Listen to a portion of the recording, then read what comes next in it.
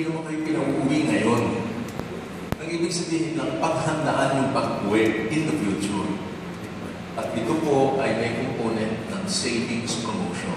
May programa po sa savings promotion. Kasi po, pagka financial literacy or financial awareness ang ating pinag-usapan, pupunta po ito sa pag-iimpok. Kailangan meron tayong laging nakasubi, yung sinasabi po kanina ni Dexter, meron pang emergency, meron pang pamilya, meron pang kinabukasan, di po ba? You know ang susi. We have to generate as much savings as we could while gainfully employed dito sa Middle East. At yun ang capital build-up na tinatawag.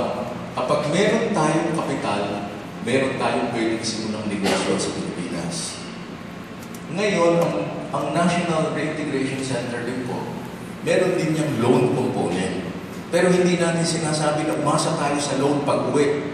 Pumunta tayo dito para maghanap buhay. Pag-uwi natin, mangungutang tayo. Parang, hindi tama. Hindi ba? Hindi tama. Rags to riches to rags. Ito ang cycle ng buhay ng OFW. Hindi rin daw po tama. Kinakailangan from rags to riches. Panatiliin yung pagiging middle class natin. Kapag tayo mo naging OFW, immediately, tayo po'y napupunta doon sa middle class of Philippine society.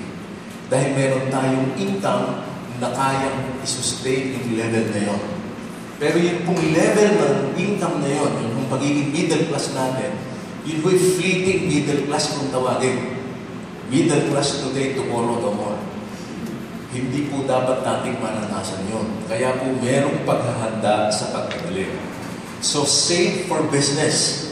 Kaya tayo po naman, kung kayo'y mahilig sa YouTube, ay makikita ninyo yung YouTube ni Piolo Pascual. Mag-impok, mag-negosyo. Kinanta po niya yan. At meron po, ang composer po niyan ay si Benny Saturno. Kilala po ba niya si Benny Saturno? Yung composer ng lahat ng hit songs. Okay, you try.